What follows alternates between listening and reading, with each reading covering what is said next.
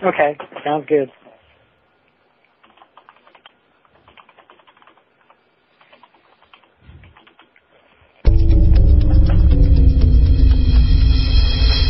For authors, filmmakers, entertainment, and all your listening needs.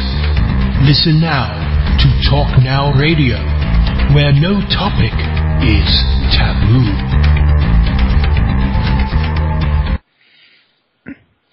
Hello, everyone. Welcome to Talk Now Radio. This is your host, Royce the Redneck Radio Man. And joining me tonight is going to be Stanley Jolet, and I'm hoping I'm pronouncing that correctly. I always have trouble with certain names. Well, I'm not sure if it's the certain letters are silent or not, in other words. But I'll let him correct me on that in a minute. He's been on before, but I've had so many guests I forgot the exact pronunciation. Before we get into this, however, I'd like to take a moment to remind everybody that October 23rd is coming up in about 7 more days, and I haven't had anybody send any emails saying they wanted to take part in the contest. So, folks, I couldn't have a contest without contestants. If you want to win a T-shirt, a coffee cup, or a cap, and I had to stop and think a minute for that one, with Talk Now Radio logos on them, send me an email, tell me what the title of your scary story is going to be, and where I can contact you to send you the prizes, etc., and for the show, and we'll get you set up. I need 5 people, so don't forget to contact me. Also, if y'all would like to call in during the show, ask questions, share, comment, the number's 832-632-7904. And if you want to learn more about tonight's guest, Stanley Jolet, you can go to www.CajunGhostHunter.com. Now, he didn't come on the air tonight to discuss his book. We did that in the past, not too long ago. Tonight we came because he's helping me celebrate Halloween, and he's going to share a couple, 3 of his, or more of his, scarier stories or EVPs, or maybe 1 or 2 from the book if we get lucky.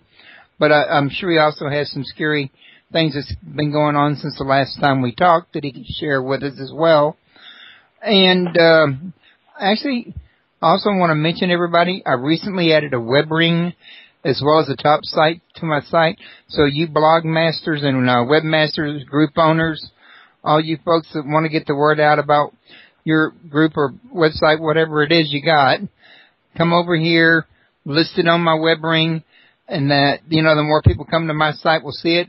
It will also get you higher up in the Google search engine. As a matter of fact, don't just join mine. Find other ones around the web. This is how you promote your website, is by adding it to top sites, to web rings, to web links, and Yahoo groups and Facebook and other places like that. So don't be bashful to share your site information with the world if you want people to be able to find you, basically. I'm only 1 out of 1 million places out there, and most people that have sites, they join a bunch of them. So, Stanley, how are you doing tonight? Doing great, Royce. How about yourself? I'm doing just fantastic. Was Jolet the correct pronunciation? I do this every time, I swear. Well, actually, the present-day pronunciation is Jolet, but it's funny that you said Jolet because actually my ancestry goes all the way back to France, and my ancestors rode with Joan of Arc, and the original Jolet was actually a Cholet, C-H-O-L-L-E-T, and it was pronounced Cholet. So saying Jolet was probably more on the original pronunciation than the present-day pronunciation. I got you, and I want to apologize for that music in the background. That was your music. Oh, okay. I went to your website to get your link and copy it and paste it into the chat room, and I didn't realize you had that background music on it, and it just started playing on me. It was time to hit the pause button down there. Now, I don't know if you heard that music from your background or not. I know I did. Typhon, you're in the chat room. If you heard that, let me know that you heard it, because I got a YouTube video from Stanley I want to share and I want to know before I click on the link if you're going to be able to hear it if I play it from YouTube. And if you heard from his site, you probably ought to hear from YouTube as well. Stanley, I want to thank you for coming and, sharing Halloween with me. Hoping to have a good time here tonight. Honestly, I'm not sure where we want to start this night off at exactly. I know that you've been doing a lot of EVP work since the last time we talked. I see you posting it all over Facebook. You got anything in particular you'd like to share about that? Yeah, there's a particular one that's just probably the most outstanding interaction with a spirit that I've ever had in my life. In July, my niece, she moved into a new, it was a house she was going to share with a roommate there, and her roommate had told her that whenever somebody moved into her house, that she would have paranormal activity, and that in this paranormal activity, the pots, some books would fly off the bookshelf onto the floor, and either that or the pots and pans on top of the refrigerator would fall onto the floor. So my niece said, she got in touch with me, and she said, well, Uncle Stanley, would you come over and do like a house cleaning or something like that? And I said, sure, I'll come on over. Well, I never really ever did a house cleaning, okay? This was really the first time I'd ever been requested, because I really go out by myself to different locations and just try to capture information on my own. So this was the first time I was actually going to do an investigation and do a house cleaning simultaneously just to help somebody out. Well, when I got over there, before I went over there, I researched it on the internet and figured out that I needed to bring some holy water. I needed to bring some virgin olive oil to anoint the doorways and the rooms, the different rooms of the house. And I looked up and saw some something to say that whenever I'm cleaning a room, some sort of speech to say, religiously to drive out the spirits, any evil spirits that might be lurking in that room, okay? So I gathered all this information and I went to New Orleans, and it was on Perrier Street, which is a little bit west of the Garden District in New Orleans. And it was an old house. I really don't know the history of how old it was, but if it's in New Orleans, there's a lot of old houses in New Orleans. Well, her roommate, my niece's roommate, told me that they had found that most of the paranormal activity occurred in the shed, okay? And that they had found a diary, like a journal in the shed. And in this diary, that there was a suicide note left by somebody, okay? So when I got to the house, the first thing I did was I went into the back bedroom, and I took out my EVP recorder. And it's an RT EVP recorder, and it scans at 50 milliseconds. It's a radio sweep. I'm scanning an FM. And usually when I do these, you can't really hear it, okay, as you're doing it. I connected some earbuds as I was recording, and sometimes I can hear some loud voices and pick up something, but usually I bring that data file home and I process it in Audacity and pick up, I amplify everything so that you can hear it really good. Well, while I was recording in that bedroom, I heard the spirit voice say, Jeremy. And it was loud and clear. And so I told everybody, I said, look, I heard this voice saying Jeremy. I said, it maybe the person that died here, maybe his name was Jeremy, okay? Maybe he's the one that wrote the suicide note. So my niece's husband, his name's Shane Mears. Shane said, well, do you want to go out in the back into the shed and record out there? I said, yeah. I said, let me get my PSB7 spirit box. I said, and we're going to go ahead out there and we're going to go ask Jeremy some questions. So I proceeded to go ahead out there and ask Jeremy some questions and find out why he committed suicide, okay? So needless to say, when we went out there, I was asking how he did it, what he did to himself, and a spirit voice was telling me stuff like it was clear cut, and I asked him, did he do it to himself? And the spirit voice says, I did, And Shane tried to communicate with him, and when Shane tried, said, Jeremy, are you going to say, it's like, you talk to me, Jeremy, and why don't you say anything when I talk to you, Jeremy? And then you hear Shane goes, now you're being quiet. And all of a sudden you're going to hear a spirit voice comes on and goes, Jeremy. And when the spirit voice said Jeremy, Shane jumped up and he left the tool shed. He ran upstairs to tell his wife, Susan, that the spirit voice came over and said, Jeremy, okay? And so I'm there, and I'm cracking up laughing, and I said, Jeremy, I said, that's correct. I said, you scared Shane. He's gone. And you're going to hear a spirit voice says, ran away. And I said, yeah, he ran away. And then I asked him, how'd you die? Why'd you die? How'd you die? And the voice comes on and says, it's following me.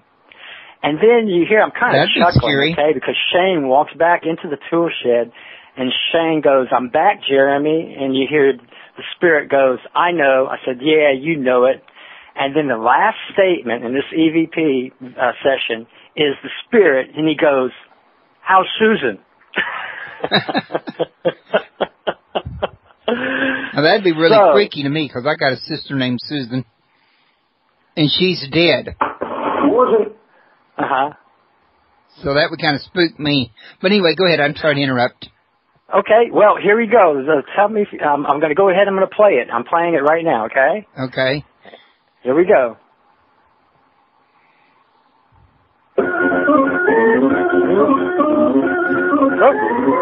say, that don't quite sound like it. Wait, no, that was a mistake. Here we go. Here we go. What was a note here? They found a note saying you killed yourself. Suicide note. Did you follow through?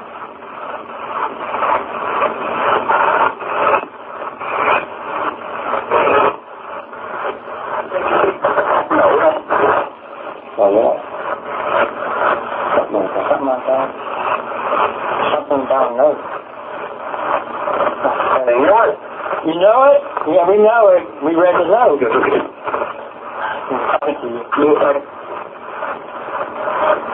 What'd you do? Did you do it to yourself?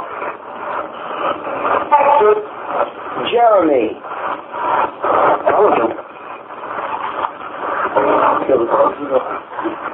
Jeremy, why'd you do it?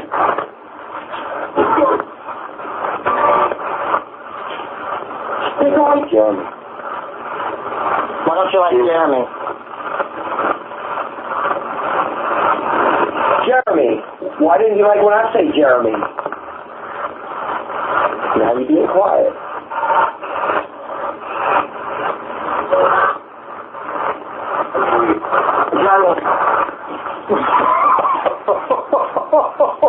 Yes, that's correct, Jeremy. Yes. You scared Shane. He's gone. Yeah, he ran away. Why'd you die? How did you die?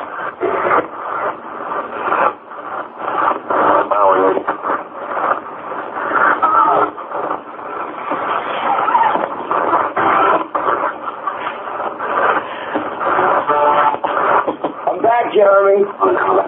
Yeah, you know it. Did you hear it? Oh, I heard it loud and clear.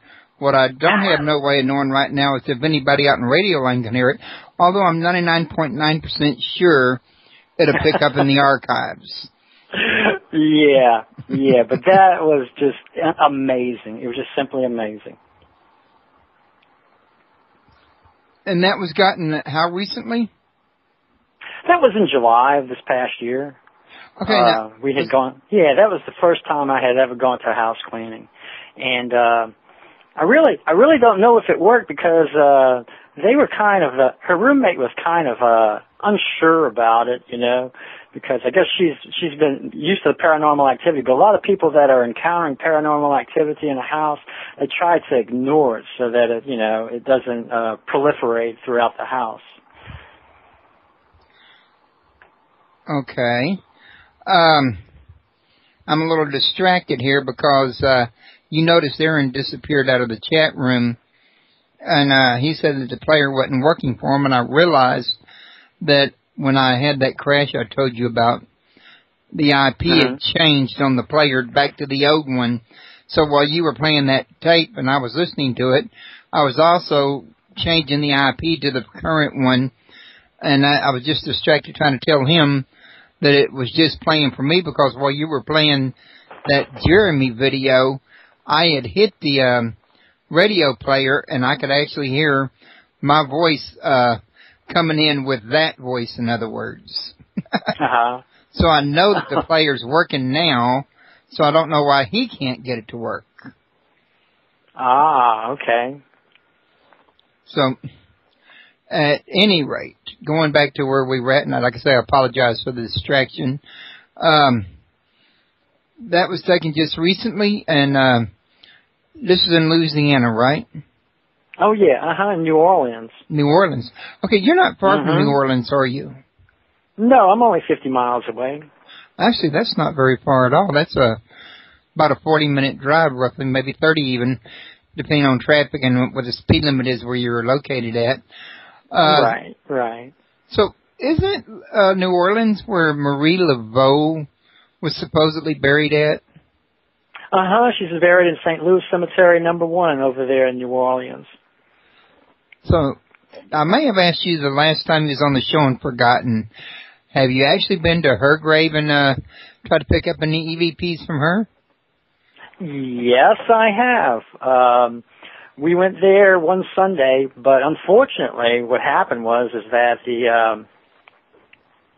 the graveyard closed at noon, and we couldn't get in. There was this guy that was like the sexton, and he was scalping money from people to let them in to go visit her grave and to walk around.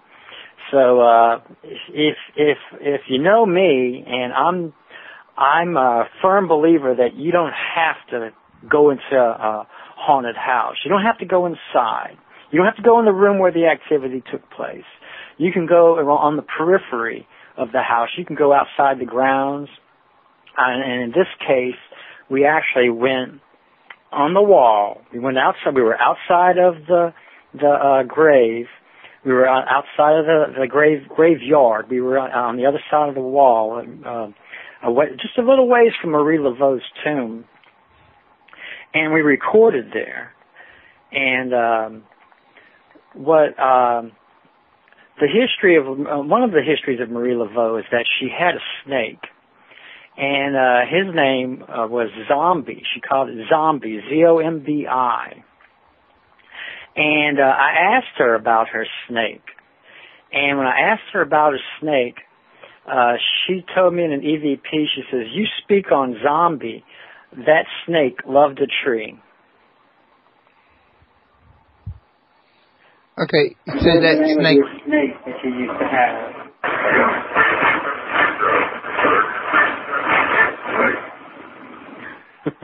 I don't know if you could hear that. It's kind of a little muffled, but that's what it said. It told me I speak on Zombie. That snake loved a tree. Actually, I did hear it, but I had trouble making out what it was saying. Having said that, I usually do have trouble understanding what those EVPs are saying. They're so distant and so fast. Right. Yeah, it is. But some of them come out pretty clear, and some of them don't. It depends on where in the suite the voices decide to speak. Well, if you were to take a guess on which one has scared you the most, if any of them have even scared you, which one would you say it would be? Well, it's in my book, so I have to mention it because after that incident, everything after that couldn't compare to the fright that I experienced. Like I say in my book, when I went to T. Frere's Bed and Breakfast in Broussard, Louisiana, and the first time I stayed there by my house, I woke up in the middle of the night and a spirit was pulling on my toes. And the next time I stayed there was a rosary on the bed. I said a rosary, got on my knees, prayed a rosary that night, got in bed, woke up in the middle of the night, and somebody was rubbing on my knees. And the third time that I stayed there, I woke up in the middle of the night, nothing had happened. Went to the bathroom, got back into bed. As I'm starting to doze off, somebody jumped on top of me in the middle of the night, jumped on top of me, held my covers taut so that I could not move. I'm there struggling to get out, just because I was frightened. I didn't know what the hell was going on. And after about 10 seconds, the spirit let go. I threw the covers back, jumped out of the bed, grabbed my camera, snapped a picture. There's nothing on the picture. And I said, "You're good." So you figured out later on that it was a prankster ghost, maybe? It might have been, but if you read the chapter in my book on Tooth Fairy's Bed and Breakfast, supposedly the wandering spirit there, Amelie, who supposedly committed suicide by accident. Well, they say she drowned herself in the cistern in the well in the back of the house. But the spirits there tell me that her brothers that lived there with her, Tooth Fairy, killed her and he stuffed her in the cistern. And so I don't know if it was a Xenophore Como, that's his Tooth Fairy's real name. I don't know if maybe it was him and he was showing his presence, Or just taking up his old occupation on the other side. Right. Now, in that same room, and this is a true story, okay, 2 years ago, on Halloween, I had to do some training in Broussard. And a friend of mine, this is a coworker of mine and I, we went to some training in Broussard, and that night, as Halloween, we had to stay in the house, and I stayed in that room. Well, I woke up around 3 o'clock in the morning. It was the witching hour. And so I decided that I was going to I had my infrared camera ready in the corner of the room. I decided I was going to turn it on at 3 o'clock, just leave it on to see what I would capture. I was really looking for orbs, okay? So I set it up. And after I set it up, I went back, got up in bed, and in the video, you can actually see me. I'm throwing off my covers because I couldn't remember if I hit the record button. So when I'm throwing back my covers, you can hear a voice on the video on the camera, and it says, "You're growing doom." That would be kind of scary for me, too. So, tell me, did you install a new back door?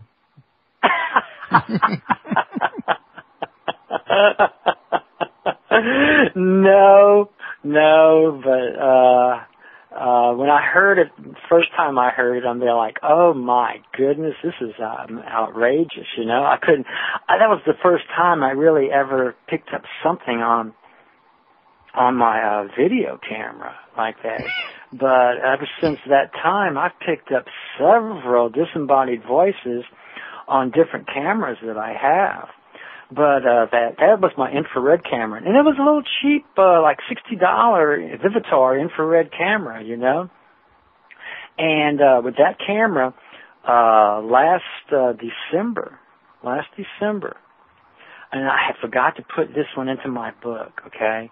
And this is really, really one of the best disembodied voices that I captured anywhere. I was at the Woodland Plantation. And the history behind the Woodland Plantations, where they had the original owner, William Johnson, who was a riverboat pilot. He was also a pirate, and he was in cahoots with Jean Lafitte.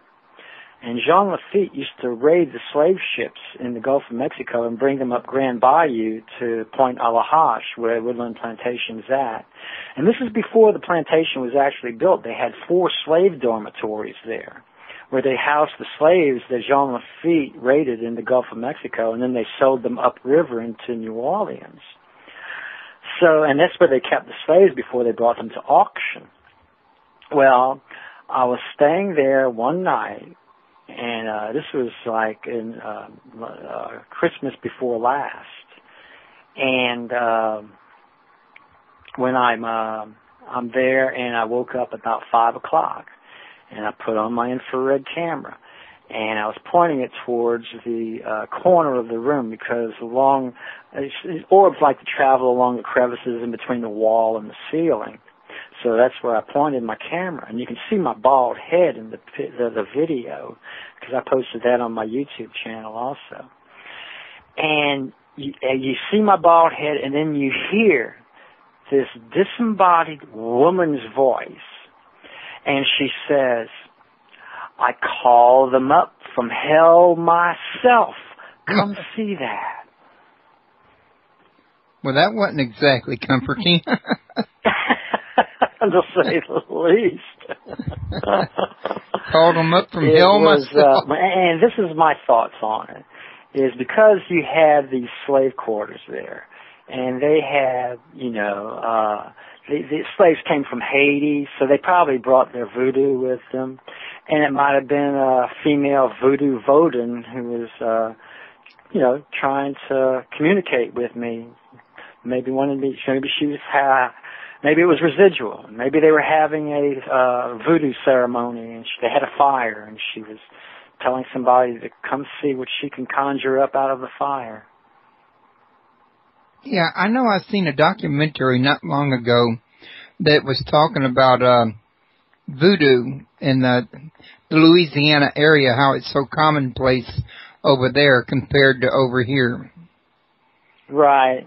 Look, I pulled it up on my YouTube channel. Let me see if you can hear this. I'm going to comment and let it play, and let's see if we can hear it. Hold on one sec. Here we go. Here we go.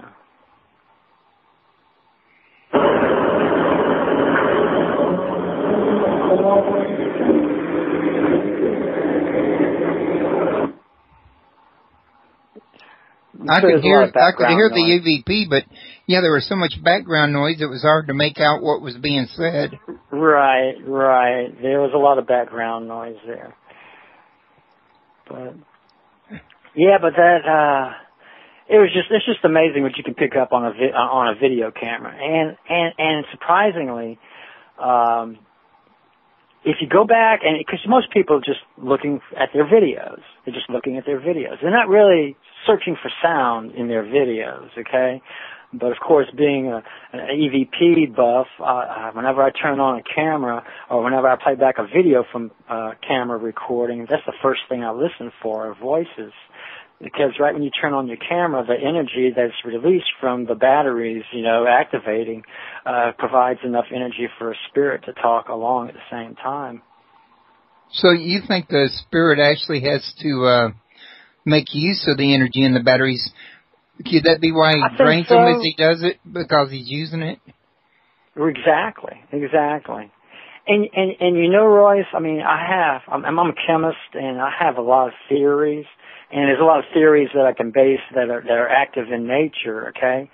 And one of the physical properties of matter is that if you provide heat to atoms, okay, whatever the element is, if you provide a lot of heat to it, high temperatures, like anywhere between 5,000 to 10,000 degrees Fahrenheit, you actually excite the electrons in that atom, and they go to higher energy states, okay? And then as the atom cools, the electrons fall back down to the ground state, their original ground state, and in so doing so, they go through many transitions. And each transition that occurs as it cools releases photon of energy, okay, light. So I think that spirits can actively use the energy in their surroundings, and by these energy transitions that occur, they can show themselves to us in the infrared region of the spectrum. That's why these IR cameras can pick up orbs or energy balls or energy light bands that you might see on pictures.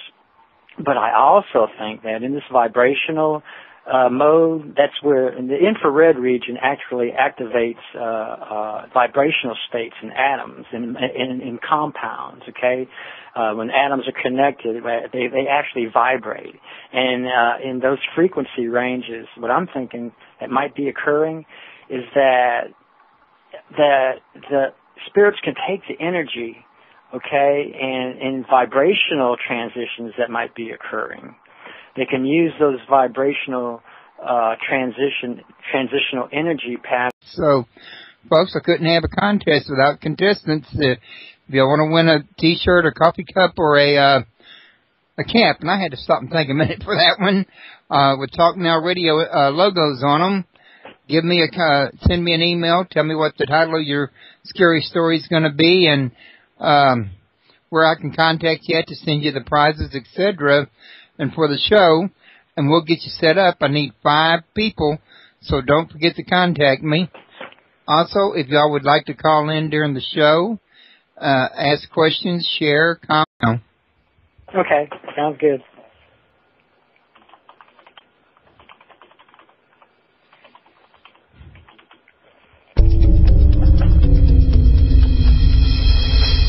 For authors, filmmakers, entertainment, and all your listening needs.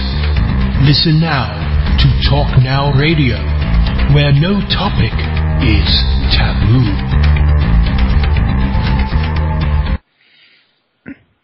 Hello, everyone, and welcome to Talk Now Radio. This is your host, Royce the Redneck Radio Man. We get lucky, but I'm sure he also has some scary things that's been going on since the last time we talked that he can share with us as well. And actually, also want to mention, everybody, I recently added a web ring as well as a top site to my site. So you blog masters and webmasters, group owners, all you folks that want to get the word out about your group or website, whatever it is you got, come over here, list it on my web ring, and that, the more people come to my site will see it. It will also get you higher up in the Google search. And joining me tonight is going to be Stanley Jolet, and I'm hoping I'm pronouncing that correctly. I always have trouble with certain names. Well, I'm not sure if it's the certain letters are silent or not, in other words. But I'll let him correct me on that in a minute. He's been on before, but I've had so many guests I forgot the exact pronunciation. Before we get into this, however, I'd like to take a moment to remind everybody that October 23rd is coming up in about 7 more days, and I haven't had anybody send any emails saying they wanted to take part in the contest. The number's 832-632-7904.